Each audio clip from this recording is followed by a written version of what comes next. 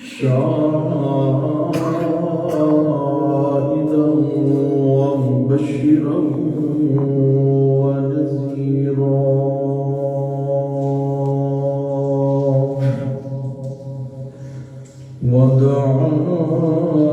وداعيا إلى الله بإذنه وسراجا منيرا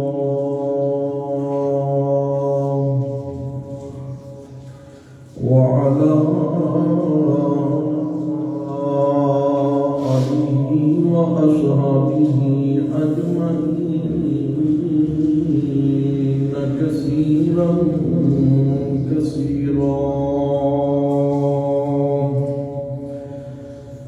أما بعد فأعوذ بالله من الشيطان الرجيم.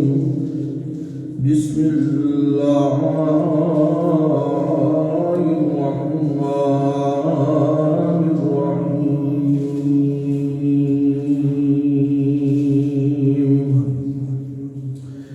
وإذ غدوت من أهلك تبوئ المؤمنين مقاعد للقتال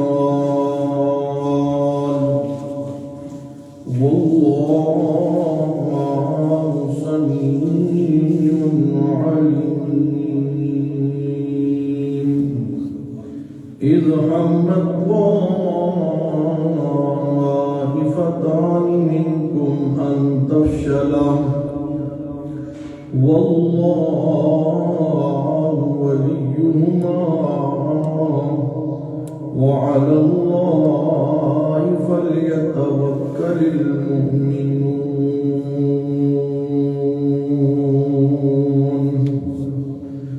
ولقد نصركم الله ببدر وأنتم أذلة فاتقوا الله لعلكم تشكرون.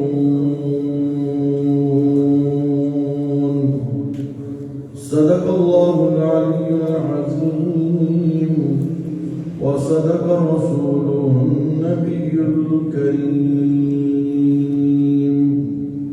ونحن على ذلك لمن الشاهدين والشاكرين والحمد لله رب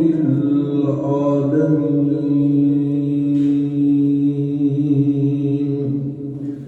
إن الله وملائكته يصلون على النبي يا أيها الذين آمنوا صلوا عليه وسلموا تسليما.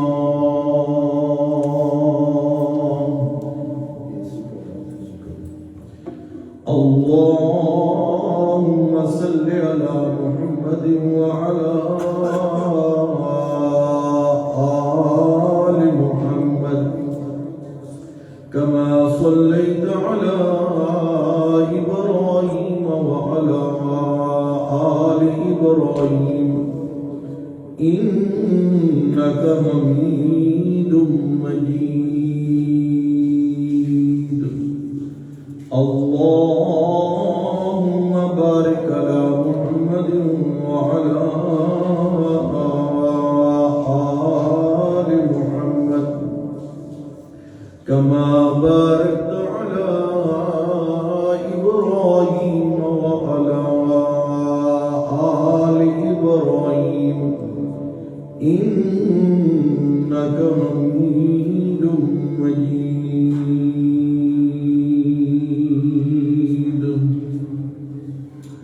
بعد الحمد والسلام لائق سب احترام و تکریم معزز حاضرین سامعین، السلام علیکم ورحمۃ اللہ وبرکاتہ.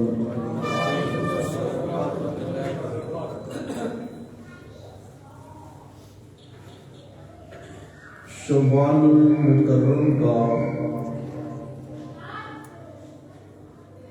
ایک اہم عنوان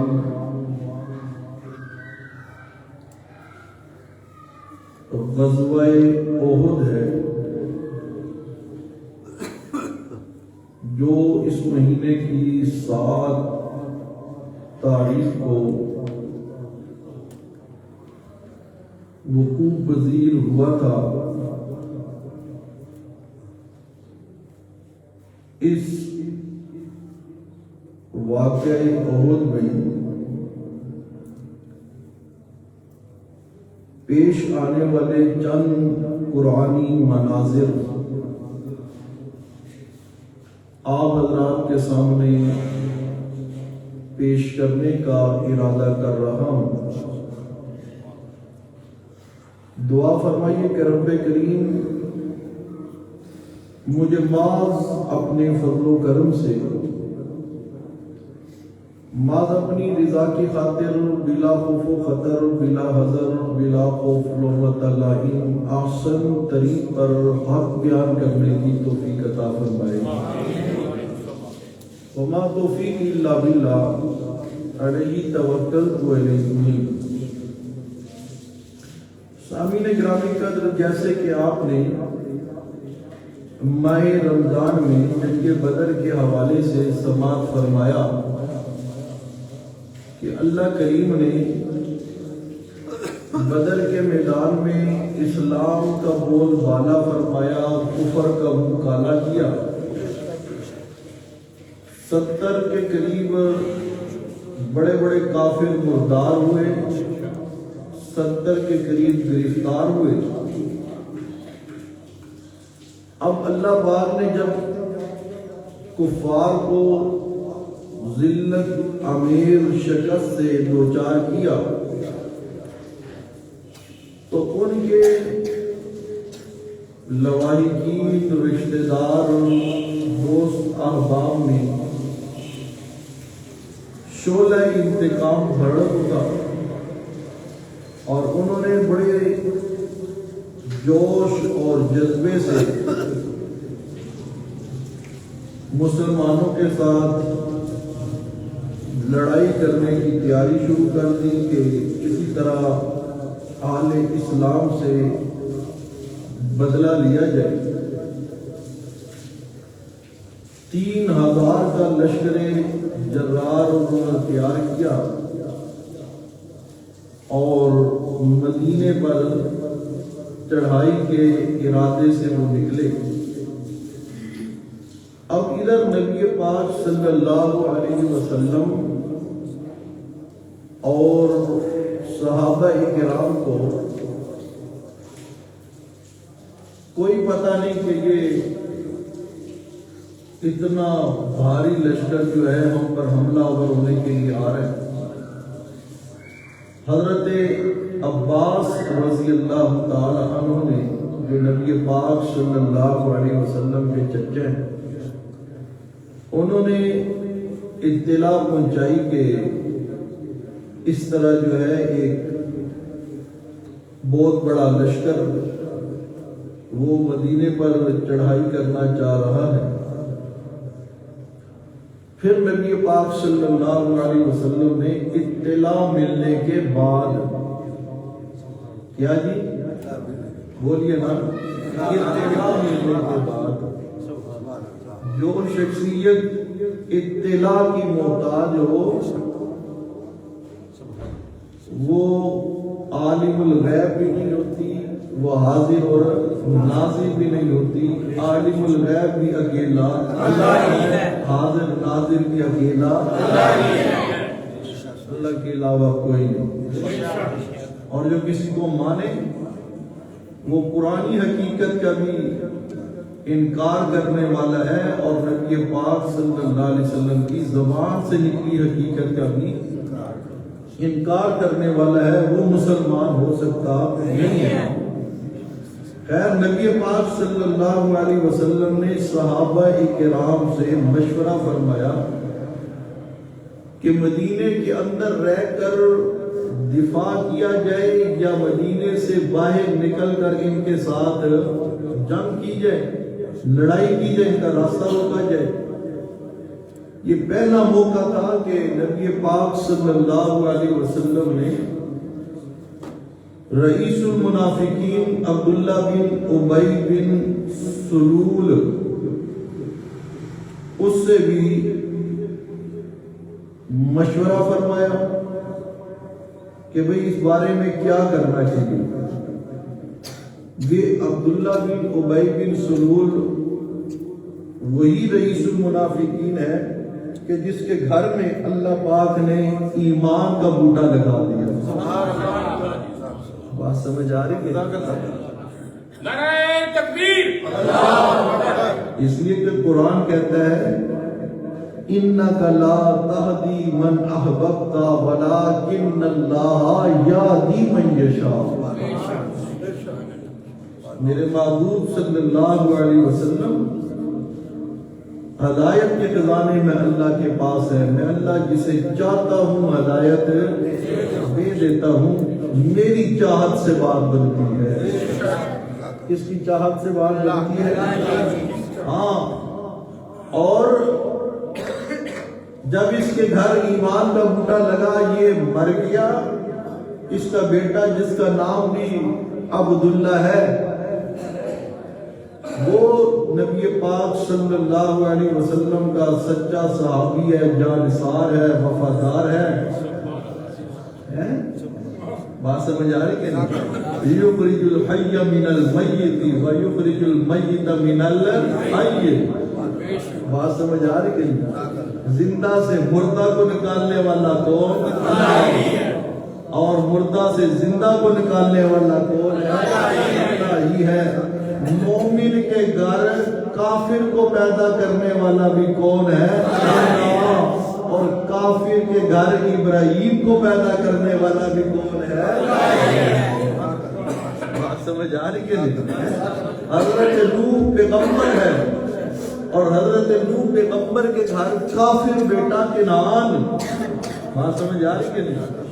اور جناب ابراہیم کا باپ کافر ہے, اس کافر باپ کے گھر میں انبیاء کا جد انبیاء خلیل الرحمن علیہ السلام. انشاءاللہ آگے جو آنے والے 2 ماہ, کیونکہ وہ حج کا عنوان ہوگا, اس میں حضرت سیدنا ابراہیم خلیل الرحمن علیہ السلام کی سیرت کا بیان قرآن و سنت کی روشنی. قرآن نے بڑا بیان کیا ہے جناب ابراہیم کا بیان, اور فرمایا کہ ان کے رستے پر چلو, جناب ابراہیم کے رستے پر. ہاں جی, عرض یہ کر رہا تھا, اب جب یہ مر گیا عبداللہ بن ابی بن سلول, تو وہ بیٹا آگے عرض کرنے لگا, یا رسول اللہ صلی اللہ علیہ وسلم, آپ میرے باپ کا جنازہ پڑھائیں. کیا پڑھائیں؟ جنازہ پڑھائیں, اور اپنا کرتا مبارک بھی عطا کیجئے تاکہ اس کے اندر میں اپنے باپ کو کفن دے سکوں. میں اپنے باپ کو کیا دے سکوں؟ کفن دے سکوں. یہ وہی عبداللہ بن ابی بن سلول ہے جس نے نبی کے صحابہ کے بارے میں کہا تھا ان کے خط کرنا چھوڑ دو, یہ بھوکھوں مریں گے. اسی نے کہا تھا کہ نعوذ باللہ یہ ذلیل لوگ ہیں, ہم عزت دار ہیں. یہ وہی عبداللہ بن ابی بن سلول ہے جس نے نبی کے گھر کو بھی معاف نہیں کیا, ام المومنین حضرت عائشہ صدیقہ پر الزام لگایا. بات سمجھ آ رہی ہے؟ اب جب یہ مردار ہوئے, مرا ہے, تو بیٹا آگے کہتا ہے, یا رسول اللہ اپنا کرتا بھی عطا کیجیے. نبی پاک صلی اللہ علیہ وسلم رحمت للعالمین ہے, آپ نے اپنا کرتا بھی عطا فرمایا. اور پھر جب اس کو دفنانے کی, جنازہ پڑھنے کی باری آئی, تو نبی پاک صلی اللہ علیہ وسلم نے اپنا لعاب دھان, اپنی تھوک مبارک بھی اس کے منہ میں ڈالی. بات سمجھ آ رہی کہ نہیں ہے؟ یہ عبداللہ بن ابی بن سلول کی بات کر رہا ہوں, رئیس المنافقین. توجہ کیجئے گا, نبی پاک نے کرتا بھی عطا کیا. کیا کیا؟ کرتا بھی عطا کیا اور اپنا تھوک مبارک بھی اس کے منہ میں ڈالا. جب جنازہ پڑھانے کی باری آئی ہے اللہ پاک نے فرمایا وَلَا تُصَلِّ عَلَىٰ أَحَدٍ مِّنْهُمْ مَاتَ أَبَدًا وَلَا تَقُمْ عَلَىٰ قَبْرِهِ. بات سمجھ آ رہی ہے؟ فرمایا میرے پیارے محبوب صلی اللہ علیہ وسلم وَلَا تُصَلِّ عَلَىٰ أَحَدٍ مِّنْهُمْ مَاتَ أَبَدًا.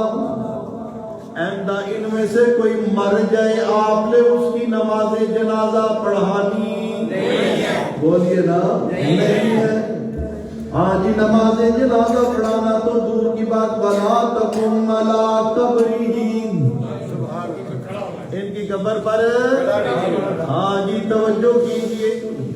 اب نبی پاک کرتا بھی عطا کر رہی ہیں. جو بات سمجھانا چاہتا ہوں ذرا توجہ کیجئے. نبی پاک کے جسم کے ساتھ لگا کرتا. سبحان اللہ سبحان اللہ. بات سمجھ آ رہی کیا کہا؟ جس طرح میرے نبی کا بدن اعلیٰ عرفہ اونچا بلند و بالا شان والا مقام والا، اسی طرح میرے نبی کے جسم کے ساتھ لگا کرتا بھی شان آن مقام والا. کرتا بھی عطا کر دیا. اب اس کے منہ کے اندر جا کے اپنا لعب دان تھوک بھی ڈالی. بات سمجھ آ رہی ہے؟ مگر اللہ پاک کا قرآن کیا بتا رہا ہے؟ کرتے نے بھی فائدہ کوئی نہیں دیا، تھوک نے بھی فائدہ کرتے نے بھی فائدہ کوئی نہیں دیا، تھوک نے بھی فائدہ کوئی نہیں دیا. اس کے مقابلے میں ذرا دیکھیے گا نا خیبر کا موقع کس کا جی؟ نبی پاک صلی اللہ علیہ وسلم نے فرمایا صبح میں جھنڈا اس مجاہد کے ہاتھ میں دوں گا جس کے ہاتھ پر اللہ پاک فتح نصیب فرمائے گا. خیبر کو ہم فتح کر لیں گے، جھنڈا اس کے ہاتھ میں دیں گے. ٹھیک ہے جی. صبح کا ٹائم سارے انتظار میں ہیں. یہ سعادت کس کو حاصل ہوگی؟ توجہ ہے، کس کو حاصل ہوگی یہ سعادت، یہ اعزاز کس کو ملے گا؟ صبح جب ہوئی نبی پاک نے فرمایا این علی، میرا علی کدھر ہے؟ نعرہ تکبیر، حضرت علی مرتضی زندہ باد. حضرت علی کی شان اور مقام کا منکر تو جنت کی خوشبو بھی نہیں سونگھ سکتا. بات سمجھ آ رہی ہے؟ ہاں مگر بات وہی ہے جیسے میں نے پہلے عرض کیا تھا کہ حضرت علی کے متعلق بھی دو قسم کے گروہ کیا ہو جائیں گے؟ ہلاک. جیسے حضرت عیسیٰ کے متعلق دو قسم کے لوگ ہلاک ہو گئے. نبی پاک نے فرمایا ایک حد سے زیادہ بغض کرنے والا اور ایک ان کی شان کو حد سے زیادہ بڑھانے والا. بات سمجھ آ رہی ہے؟ زندہ باد زندہ باد. آج ہی توجہ کیجئے. فرمایا کہ کہاں ہے حضرت علی؟ حضرت علی پیش ہوئے. یا رسول اللہ میری آنکھوں میں بہت درد ہے، آنکھوں کی تکلیف ہے. کس کی تکلیف ہے؟ آنکھوں میں تکلیف ہے. اور علی کو مشکل کشا کہنے والوں علی خود مشکل میں ہے. بات سمجھ آ رہی ہے؟ بات سمجھ آ رہی کہ نہیں؟ جس کو خود تکلیف پہنچ جائے، جو تکلیف میں مبتلا ہو جائے، وہ مشکل کشا نہیں ہوتا، وہ حاجت روا نہیں ہوتا. اگر اس بیماری کو ٹھیک کرنا، دور کرنا حضرت علی کے اختیار میں ہوتا، حضرت علی رضی اللہ تعالیٰ عنہ اس تکلیف کو ٹھیک کر لیتے. نبی پاک کے سامنے آگے اس تکلیف کو بیان. بات سمجھ آ رہی ہے؟ صحیح حدیث کے ایک جملے سے، قرآن مجید کی ایک آیت سے اللہ کی توحید کا بیان ہوتا ہے. باقی مولوی چھپائے تو وہ مولوی کی بدبختی ہے. بات سمجھ آ رہی ہے؟ اللہ کا قرآن نبی پاک صلی اللہ علیہ وسلم کا سچا فرمان یہ واضح طور پر کرتا ہے حق بیان. بات سمجھ آ رہی ہے نہیں؟ مولوی ہے بے ایمان جو چھپا لیتا ہے. بات سمجھ آ رہی ہے نہیں؟ آج ہی توجہ کیجئے, توجہ کیجئے. حضرت علی نے فرمایا آنکھوں میں درد ہے, تکلیف ہے. نبی پاک صلی اللہ علیہ وسلم نے اپنی تھوک مبارک لی علی کی آنکھوں میں لگائی. اس کے بعد حضرت علی کی تکلیف ہمیشہ کے لیے دور ہو گئی. بات سمجھ آ رہی ہے؟ تھوک میرے نبی کی تھی, قدرت میرے رب کی تھی. تھوک میرے نبی پاک صلی اللہ علیہ وسلم کی تھی اور قدرت کس کی چلی؟ بولیے فیصلہ کس کا ہوا؟ اللہ کا. آج ہی توجہ کیجئے. تھوک نے یہاں فائدہ دیا ہے, نبی پاک کی تھوک نے یہاں کیا دیا ہے؟ لعاب نے کیا دیا ہے؟ فائدہ دیا ہے. غار کا معاملہ ہے, سبحان اللہ. غارے یارے وہ کٹھے ہیں, سبحان اللہ. بات سمجھ آ رہی ہے؟ اکٹھے ہیں. غار کا معاملہ ہے, سارے سرار بند کر دیے. امام الصحابہ خلیفہ اول برحق حضرت سیدنا ابو بکر صدیق رضی اللہ تعالیٰ عنہ نے ایک سوراخ ایسا رہ گیا, کپڑا نہیں بچا, کوئی چیز نہیں. رضی اللہ تعالیٰ عنہ نے اپنی اس تکلیف کا تذکرہ امام الانبیاء صلی اللہ علیہ وسلم سے فرمایا. نبی پاک نے اپنا لعاب مبارک صدیق کی ایڑی پر لگایا, زہر کا اثر ختم ہو گیا. زہر کا اثر کیا ہوا؟ ختم ہو گیا. توجہ کیجئے. علی کی آنکھوں میں نبی کا لعاب لگے, علی کی تکلیف ٹھیک.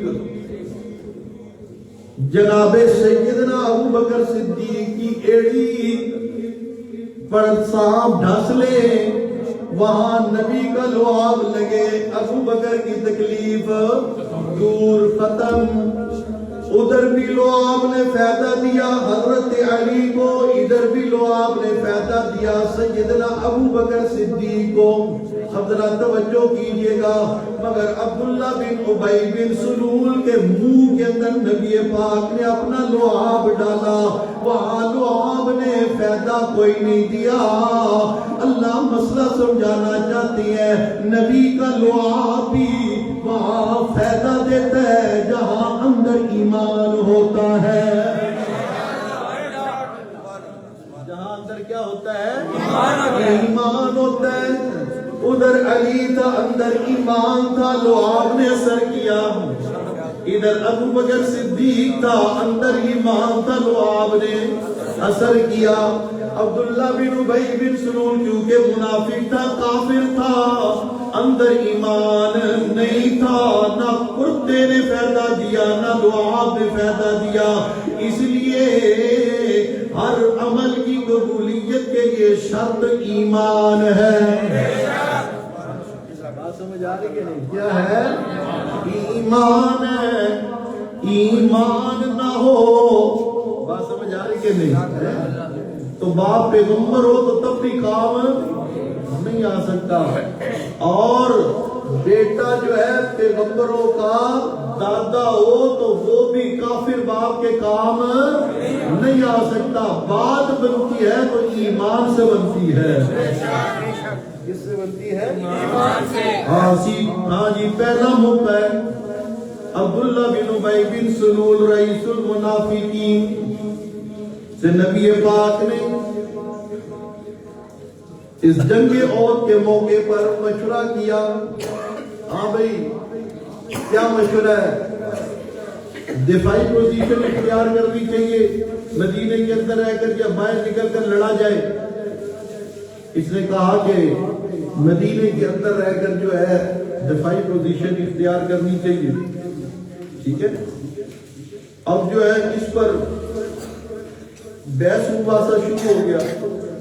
چند وہ جوشیلے نوجوان صحابہ کرام جو بدر میں کسی وجہ سے شہید نہیں ہو سکے، ان کو شوق شہادت تڑپا رہا تھا، جذبہ جہاد تڑپا رہا تھا، کہنے لگے یا رسول اللہ صلی اللہ علیہ وسلم، نہیں، دشمن ہمارے بارے میں بزدلی کا خیال نہ کرے کہ یہ باہر بھی نکلے، اندر ہے کہ انہوں نے دفاع کیا، ہمیں باہر نکلنا چاہیے، ان کا مقابلہ کرنا چاہیے۔ نبی پاک صلی اللہ علیہ وسلم کی اپنی رائے اور خواہش بھی یہ تھی کہ مدینہ کے اندر رہ جائے، دفاع کرنا چاہیے۔ خیر جب آپس میں بحث مباحثہ ہوا، رائے کے اختلاف ہوا، اسی دوران اللہ کے نبی صلی اللہ علیہ وسلم اپنے گھر میں اندر تشریف لے جاتے ہیں، زرہ پہنتے ہیں، اسلحہ اٹھاتے ہیں، سبحان اللہ سبحان اللہ، باہر تشریف لاتے ہیں۔ اب جب اللہ کے نبی اندر گئے تو صحابہ کرام کو جو ہے یہ محسوس ہوا، یار ہم جو کہہ رہے تھے باہر نکلنا چاہیے، نبی پاک کا دل نہیں، ہماری رائے جو ہے نبی پاک کی رائے کے مطابق نہیں بن رہی، چلو جو ہے اسی پر آ جاتے ہیں کہ مدینے کے اندر رہ کر جو ہے وہ دفاع کرنا چاہیے۔ مگر اللہ کے نبی جب اندر سے نکلے نا، تلوار اٹھا لی، زرہ پہن لی، جہاد کا ارادہ کر لیا، باہر نکلے، اب صحابہ کرام کہنے لگے یا رسول اللہ، نہیں ہماری بھی رائے یہ ہے، اب ہمیں جو ہے نا مدینے کے اندر رہ کر دفاع کرنا چاہیے، باہر نہیں نکلنا چاہیے۔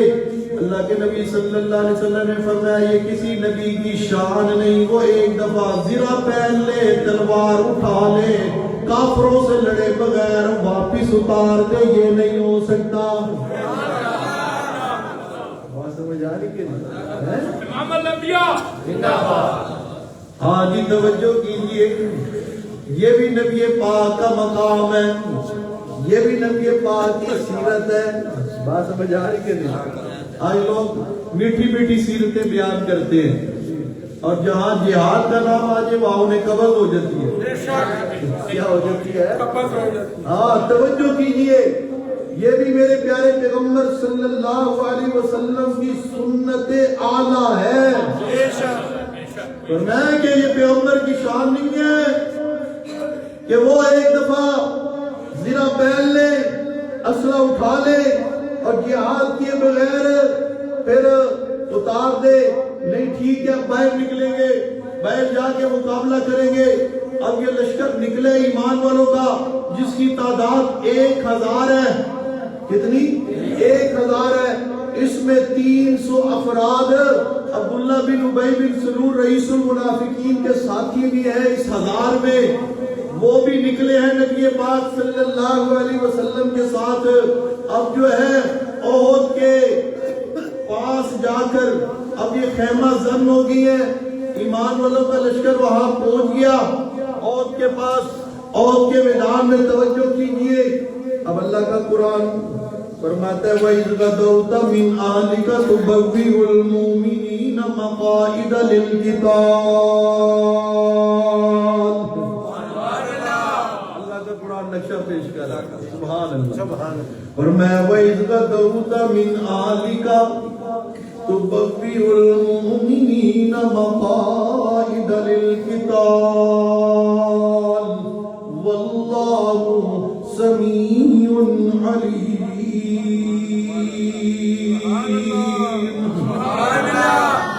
میرے پیارے پیغمبر صلی اللہ علیہ وسلم جس ٹائم آپ صبح سویرے وَإِذْ غَدَوْتَ، جب آپ صبح سویرے مِنْ أَهْلِكَ تُبَوِّئُ الْمُؤْمِنِينَ، جب صبح سویرے آپ اپنے گھر والوں کو چھوڑ کر نکلے ہیں، گھر والوں کو چھوڑ کر نکلے ہیں، اپنے گھر سے نکلے ہیں، کہاں جانے کے لیے؟ جہاد کرنے کے لیے۔ کس کے لیے؟ جہاد کرنے کے لیے احد پہنچے ہیں۔ توجہ کیجئے، توجہ کیجئے، جب اللہ کے پیارے پیغمبر گھر میں تھے تو احد کے میدان میں، جب احد کے میدان میں تھے تو گھر کے اندر موجود، ہر جگہ موجود ذات کس کی ہے؟ ہر جگہ حاضر ذات کس کی ہے؟ قرآن مسئلہ سمجھا رہا ہے، فرمایا وَإِذْ غَدَوْتَ مِنْ أَهْلِكَ تُبَوِّئُ الْمُؤْمِنِينَ مَقَاعِدَ لِلْقِتَالِ۔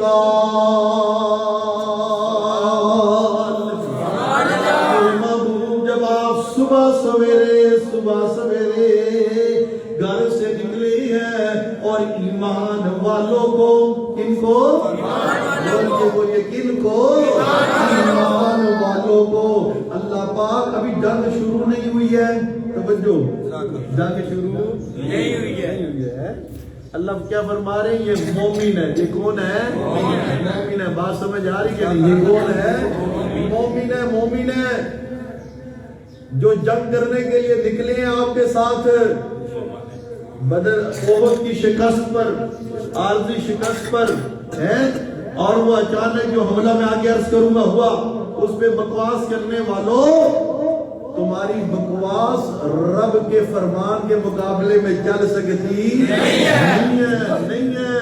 اللہ پہلے ہی اعلان کر رہا ہے، میرے محبوب آپ جن کو بٹھا رہے تھے نا وہ مومن تھے۔ وہ کون تھے؟ مومن تھے۔ توجہ کیجئے، اور ان مومنین میں جو مومن نہیں تھے اللہ نے ان کو پہلے ہی باہر نکال دیا۔ اللہ نے ان کو پہلے کیا کر دیا؟ باہر نکال دیا۔ فجر کی نماز کا ٹائم ہے، توجہ کیجئے گا۔ عبداللہ بن ابی بن سلول اپنے 300 ساتھیوں کو لے کر واپس ہونے لگا، کہنے لگا جب ہماری رائے کو نہیں مانا گیا، ہماری رائے یہ تھی کہ مدینے کے اندر رہ کر دفاع کرنا چاہیے، ہماری رائے کو نہیں مانا گیا، تو اب ہم یہاں اپنے آپ کو نقصان میں نہیں ڈالنا چاہتے، ہم مرنا نہیں چاہتے۔ وہ وہاں سے واپس ہونے لگا، واپس ہوا، 300 ساتھیوں کو لے کر کیا ہوا؟ واپس ہوا۔ اب وہ واپس ہوا، واپس چلا گیا، اندر ایمان نہیں تھا، اللہ نے روکا کوئی نہیں۔ اللہ نے روکا، نبی پاک نے روکا کوئی نہیں ہے۔ ہاں جب وہ 300 نکلے، یہ بھی منافق کا ایک بہت بڑا جو ہے وہ حربہ تھا، پہلے گھر سے ساتھ نکالا، آیا، جب میدان جنگ میں پہنچے پیٹھ دکھا گئے۔ بات سمجھ آ رہی کہ نہیں ہے؟ ہوں تسی جانو تے داڑا ہم جانے، تسی تے ساڑی گل ہی نہیں بنی۔ بات سمجھ آ رہی کہ نہیں ہے؟ باہر نکالا، جب میدان جنگ میں پہنچے غداری کر دی، وہاں سے نکل پڑا۔ رفض یرفضو کا معنی ہوتا ہے وہ جماعت جو میدان جنگ میں اپنے قائد کو، اپنے کمانڈر کو، اپنے لیڈر کو چھوڑ کر واپس ہو جائے، بھاگ جائے، اسی سے ہے روافض۔ بات سمجھ آ رہی کہ نہیں؟ اسی سے کیا ہے؟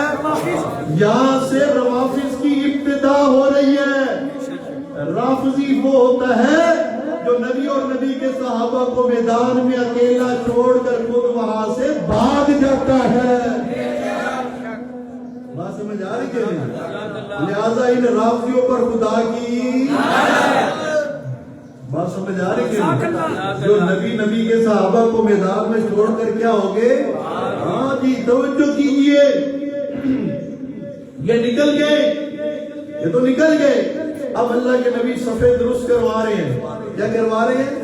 ہاں ایک اور منظر ذرا توجہ کیجئے گا۔ یہ نکلے نا جب، تو ظاہری بات ہے ان کے نکلنے کا مقصد یہی تھا کہ مسلمانوں کی صفوں میں جو ہے نا وہ کھلبلی مچائی جائے، اور ان کے اندر جو ہے وہ غم، حزن، ملال، ڈر پیدا ہو جائے کسی طرح سے۔ اب انہیں دیکھ کر اوس اور خزرج مسلمانوں کے قبیلے تھے، ان کے دل کے اندر یہ خیال پیدا ہوا یار ادھر سامنے 3000 کا لشکر ہے، ہم 1000 تھے، 700 یہ بھی چلے گئے، 300 یہ بھی چلے گئے، پیچھے رہ گئے ہم کتنے؟ 700، تو ہماری تعداد بہت کم ہے۔ بطور انسان بات سمجھ آ رہی کہ نہیں ہے؟ مگر اندر ایمان تھا۔ کیا تھا؟ قلت عدد کی وجہ سے دل میں یہ خیال پیدا ہو رہا ہے کہ ہم بھی کیا کریں، واپس چلے جائے، واپس ہو جائے، خیال پیدا ہو رہا ہے، مگر اندر ایمان تھا۔ اندر کیا تھا؟ ایمان تھا۔ اللہ فرماتے ہیں ہمت طائفتان منکم ان تفشلا، جب ارادہ کیا طائفتان تم میں سے دو جماعتوں نے، ان تفشلا یہ کہ بزدلی دکھائے، کیا دکھائے؟ کم ہمتی دکھائے، واللہ ولیہما، اللہ پاک نے ان کی ہمت بندائی، ان کے دلوں کو مضبوط کر دیا، ان کے دلوں کو مضبوط کیا، اور وہ بڑی دلیری کے ساتھ جنگ میں لڑے ہیں، لڑے ہیں، لڑے ہیں۔ توجہ کیجئے، وہ 300 نکلے، دفاع ہو گئے، اندر ایمان نہیں تھا، اللہ نے ہمت نہیں بندائی، نبی پاک نے روکا نہیں، ادھر اندر ایمان تھا۔ انسان ہونے کے ناطے خیال پیدا ہوا، مگر اندر ایمان تو سچا تھا نا، اللہ پاک نے ان کے قدموں کو جما دیا۔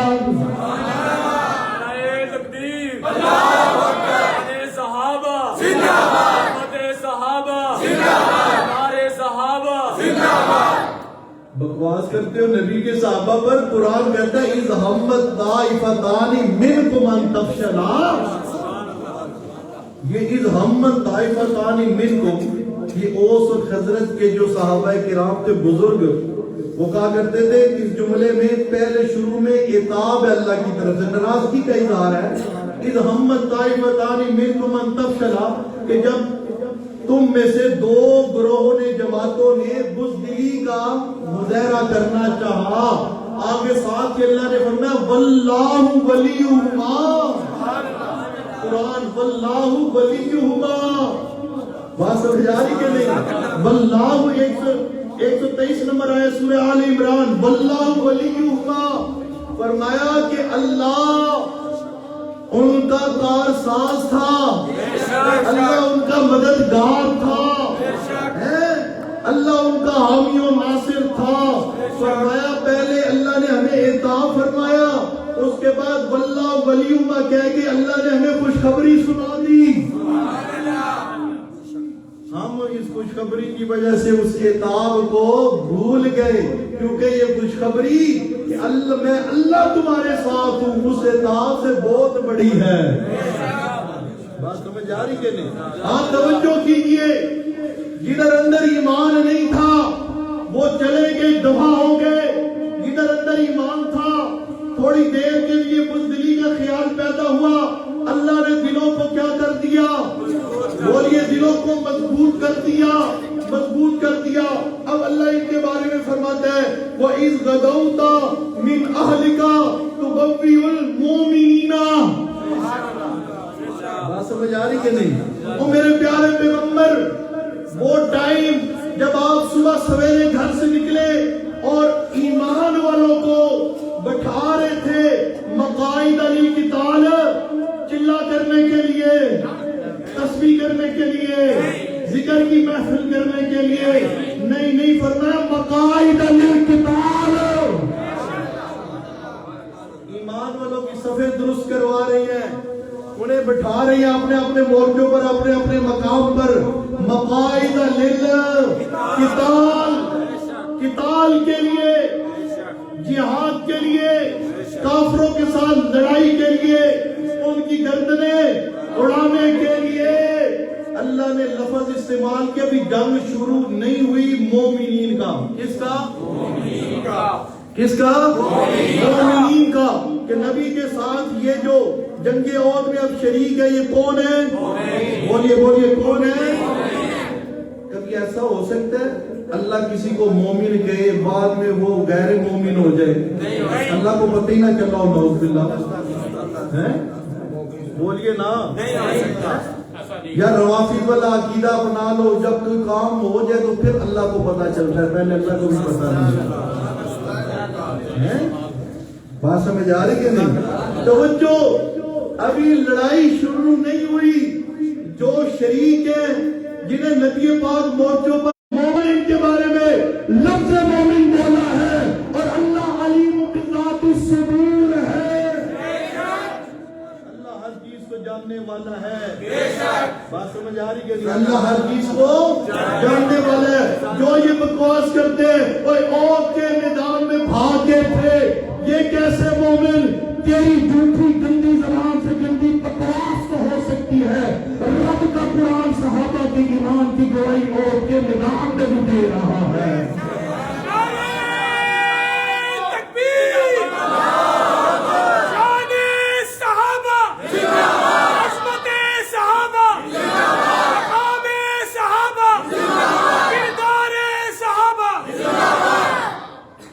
ہاں جی، فرمایا کہ آپ صبح سویرے گھر سے نکلے ہیں اور ایمان والوں کو بٹھا رہے ہیں قتال کے لیے، لڑائی کے لیے. یہ جو جہاد ہے یہ میرے نبی کی سنت ہے، یہ اسلام کا روب ہے.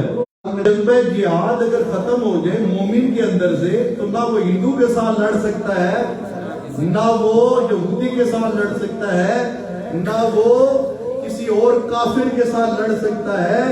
مومن کافر کے ساتھ لڑے گا تب جب اس کے اندر جذبہ جہاد ہوگا.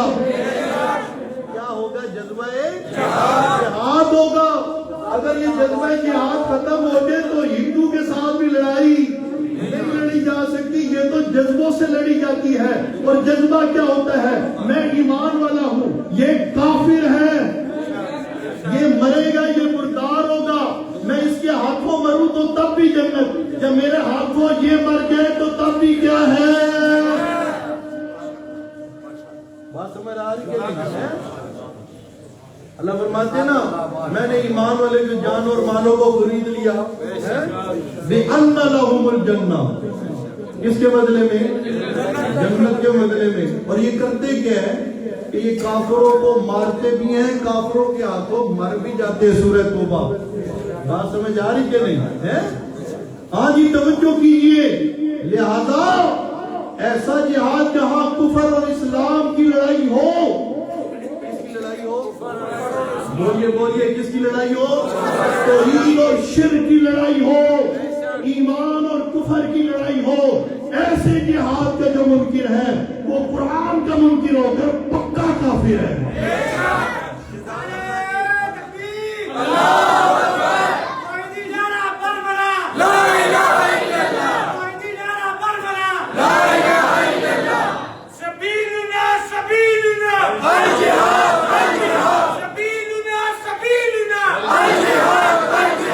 ٹائم آپ کا ہو گیا. انشاءاللہ جنگ احد کے اگلے قرآنی مناظر اگلی جو ہے جمعے کی نشست میں اللہ پاک ہمیں قرآن و سنت پر عمل کی توفیق عطا فرمائے. وآخر دعوانا الحمدللہ رب العالمین.